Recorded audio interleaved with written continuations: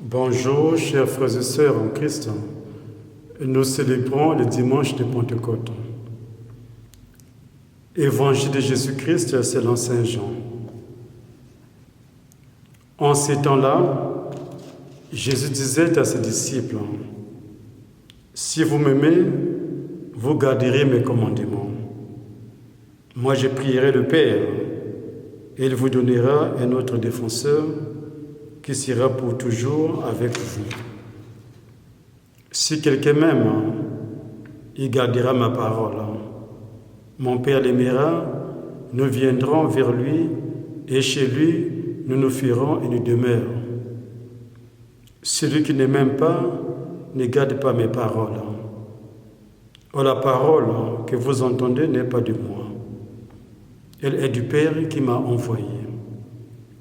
Je vous parle ainsi tant que je demeure avec vous.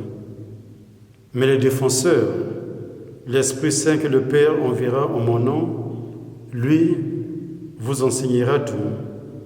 Il vous fera souvenir tout ce que je vous ai dit. Acclamons la parole de Dieu. Accueillir l'Esprit Saint comme un don de Dieu. Comme les apôtres au Cénacle, nous voici rassemblés en ce dimanche de Pentecôte. C'est l'Esprit Saint qui nous rassemble, connaissant la foi de chacun et de chacune d'entre nous, afin de la conforter et de nous envoyer en mission auprès de nos frères et sœurs dans ce monde. L'Esprit Saint sera fait de nous des vrais missionnaires de l'Évangile, de la parole de Dieu. En effet, la petite Église naissante, au jour de la Pentecôte, a reçu le don de se faire entendre dans toutes les langues du monde. Donc notre Église est universelle dès ses premiers jours. Toute culture a pu reconnaître en elle les mots de la foi. Ainsi, depuis les siècles jusqu'à nos jours, tous les peuples pourront dire « Nous entendons proclamer dans nos langues les merveilles de Dieu ». Ce langage universel dont la foi porte le secret régit notre vie au quotidien. C'est ainsi que dans une famille où les membres ne se parlaient plus, des mots sont enfin trouvés grâce à la prière et à l'invocation de l'Esprit Saint, surtout au pardon réciproque.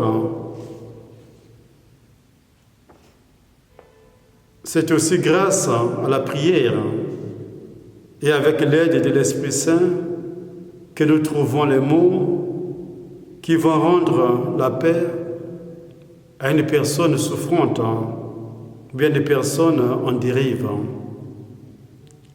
L'Esprit Saint nous aide à parler et notre langage, le langage de l'amour fraternel. Cela suppose que nous devons ouvrir nos cœurs. Ce n'est pas si simple si l'Esprit Saint ne vient pas à notre secours. L'Esprit Saint fera mûrir en nous les fruits de charité qui nous ouvriront à l'écoute et à une parole vraie et constructive, une parole de réconciliation. Les fruits de l'Esprit Saint sont l'amour, la joie, la douceur et la maîtrise de soi.